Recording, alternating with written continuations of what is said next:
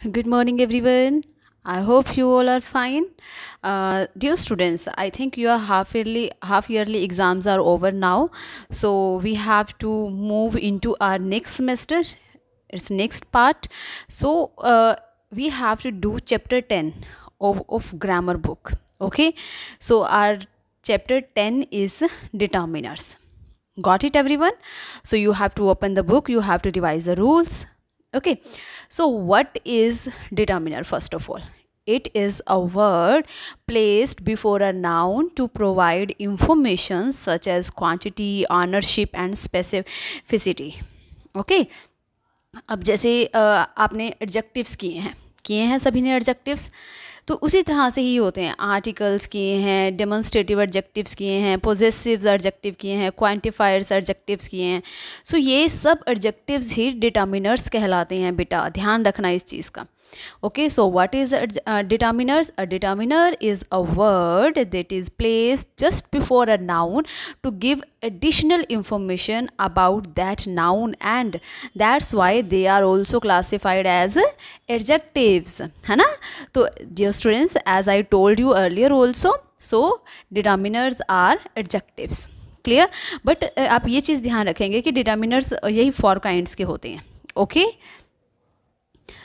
so first one, basically an article is an adjective. Like adjectives, articles modify nouns. English has 2 articles, the and a and an.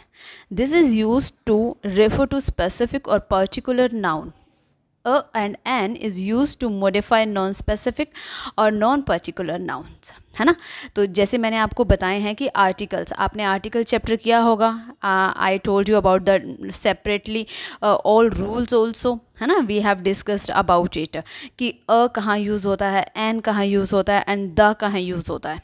Okay, so we are done with this chapter, and in this chapter the articles are used as determiners. Got it? So there are 2 kinds of determiners. कितने kinds के determiners होते हैं? 2 kinds के determiners होते हैं. Articles होते हैं. First one is indefinite and definite. Okay, indefinite article कौन सा होता है बेटा? A and an. Okay, because a and an is used with singular nouns. We can count them. A और an दोनों का मीन क्या होता है? 1, एक. इसीलिए कहा जाता है.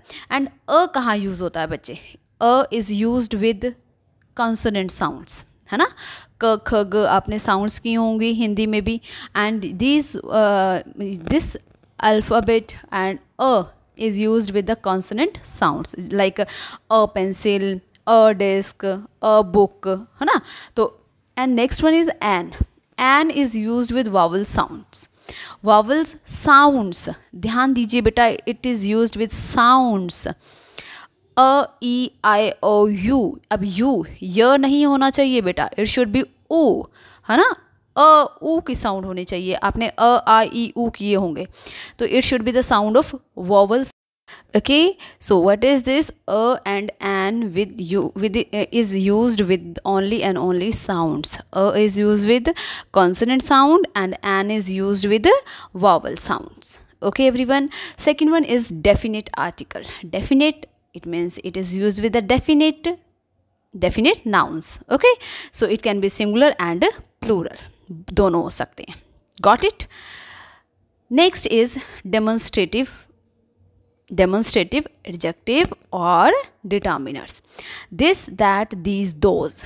The demonstratives are used either as a pronoun or as a determiner. As I told you also, demonstratives जो है वो adjectives भी होता है और क्या होता है? pronoun भी होता है. अब देखो इस एग्जाम्पल में, अब this is my book, है ना? यहाँ पे this ये क्या है? ये एक नाउन के प्लेस पे यूज़ है, तो इसीलिए ये प्रोनाउन है.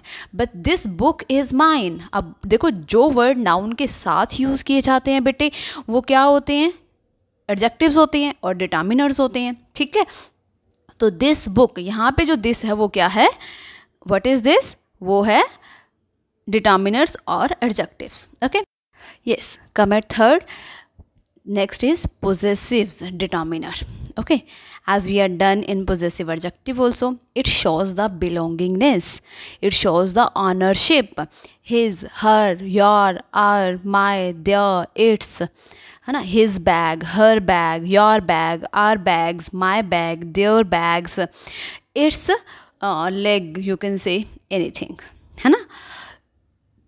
तो देन आप बताइए कि पोजेसिव का मीन होता है, क्या होता है, शो करना, बिलोंगिंगनेस शो करना, ठीक है। तो हम यहाँ पे कहेंगे कि आई हैव हिज बैग, है ना, आई हैव हिज पेन, तो हिज जो वर्ड है वो क्या हो जाएगा, डिटर्मिनर हो जाएगा, ठीक है। It is used with noun only, got it everyone, it is used with noun, okay. Yes, next fourth is quantifiers, determiners. Okay, such words or group of words which are used before a noun to indicate the amount or quantity of that noun. Got it students? So what is this? आपने quantity adjective किया है ना, तो ये वही है same. तो ये क्या है कि ऐसे वर्ड्स, अब देखो एडजेक्टिव जो है वो नाउन से पहले यूज़ किए जाते हैं, हमें बताना है कि how much are noun is, हमारा जो नाउन है वो हमारे पास कितना है ना, तो हमें ये पता करना है। तो नाउन आपको कंफर्म होना चाहिए फर्स्ट ऑफ ऑल, उसके बाद आपको ये पता चलेगा कि हमारे पास कितना नाउन है। जैसे देखो ये वर्ड्स यूज़ होते हैं काउंटेबल नाउन्स में, फ्यू, मैनी। फ्यू का मतलब क्या होता है, बहुत कम, थोड़ा सा।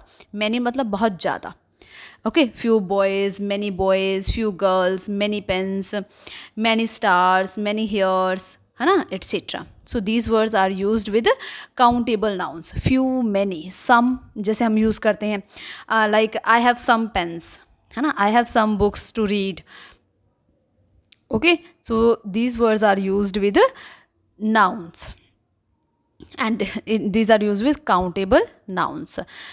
नेक्स्ट, अब इसी का अपोजिट होता है और सम एंड एनी। सम और एनी देखो थोड़ा सा, कुछ, कोई, इनफ, काफ़ी है हमारे लिए। हम इसको अनकाउंटेबल नाउन के साथ भी यूज़ कर सकते हैं, प्लस काउंटेबल नाउन के साथ भी यूज़ कर सकते हैं। सम जो होता है वो बेटा पॉजिटिव क्वांटिटी को शो करता है, that I have some books, I have some water, I have some pens, है ना, यानी मेरे पास कुछ मात्रा में है। Any is used with negative, ठीक है। हम अभी क्वेश्चन पूछते हैं sometimes, is anyone inside the house, है ना, कोई है घर पे, तो इट मीन्स हमें ऐसा लग रहा होता है कि हाँ घर बिल्कुल शांत है, कोई भी नहीं है, ओके।